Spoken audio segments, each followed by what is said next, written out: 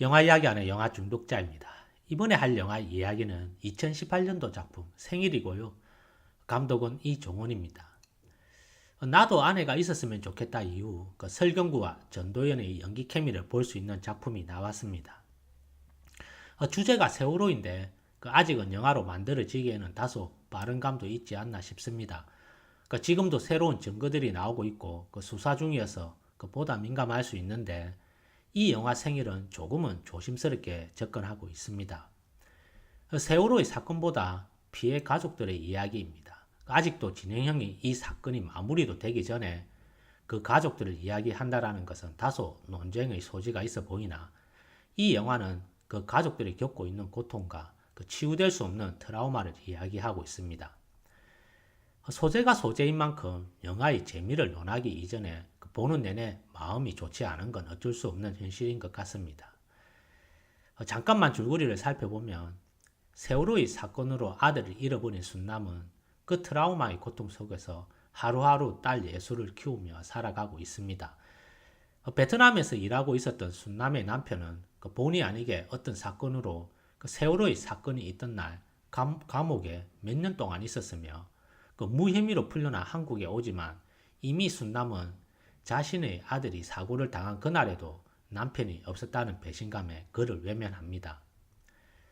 결국 정일은 피해자 가족들을 만나게 되고 죽은 자신의 아들의 생일을 피해자 가족들이 모두 모여 생일 모임을 갖기로 하지만 순남은 아직은 자신의 아들을 무직의 넘으로 보내지 못했기에 그 모임을 반대합니다. 이 영화는 자식이 사고를 당해 이미 죽었으나 그 사실을 받아들이지 못하고 여전히 가슴에 두고 사는 한 여자의 이야기입니다. 아니, 세월호 피해자 모두의 이야기일 수도 있습니다. 순남은 여전히 아들을 가슴에 두고 있고 이쁜 옷이 있으면 아들 생각에 입지도 못하는 그 옷을 기어코 사서 오는 해서 더욱 마음만 아파하는 피해 엄마입니다. 그 피해는 고스란히 딸에게도 전달되는데 이미 아이 어른이 되어버린 그 딸을 보고 더욱 마음이 쓰린 영화입니다. 딸 역시도 물이라는 것에 공포를 느낄 정도로 세월호의 그 피해는 온 가족이 겪을 만큼 큰 고통이고 현재에도 해결되지 않고 계속되는 고통 속에서 사는 한 가족을 보여줍니다. 또한 생일은 자신은 세월호의 사건에서 구사일생으로 살았으나 친구의 죽음에 마음의 빚을 두고 사는 그 피해 당사자의 이야기도 하고 있습니다. 어쩌면 그들이 겪고 있는 고통과 트라우마는 우리가 함부로 얘기해서도 안 되며 어줍지 않은 위로로 그들을 토닥일 일도 아닙니다. 순전히 어른들의 잘못으로 오롯이 그 어린 학생들의 피해는 그 무엇으로도 변명될 수 없으며 책임질 수도 없는 일입니다.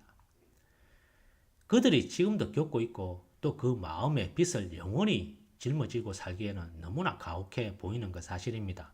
하더라도 아무것도 해줄 수 없는 지금의 이 상황이 답답하기만 하고 안타깝기만 합니다. 영화는 주제가 주제인 만큼 내내 어두우며 힘들기만 한 그 가족들의 상황은 계속 연출하고 있어 보는 관객들 또한 편하게만 즐기기에는 힘든 영화인 것만은 사실입니다. 이 영화의 연출은 자연스레 눈물 코드가 여기저기인데 그것이 뻔한 심파인 줄 알면서도 현재 진행형인 아픔이기에 눈물 짓지 않을 수 없는 영화입니다. 그 눈물은 다만 측은해서 흘리는 눈물이 아니라 억울하고 참담하며 그것을 오롯이 누구의 도움도 없이 그들이 스스로 감당해야만 한다는 결의에서 나오는 눈물임을 우리는 알아야 한다고 생각합니다. 그 눈물의 보답은 끝끝내 세월호를 잊지 않고 기억하고 이렇듯 영화로도 무한 재생되어야 할 것입니다. 이상 생일이었습니다.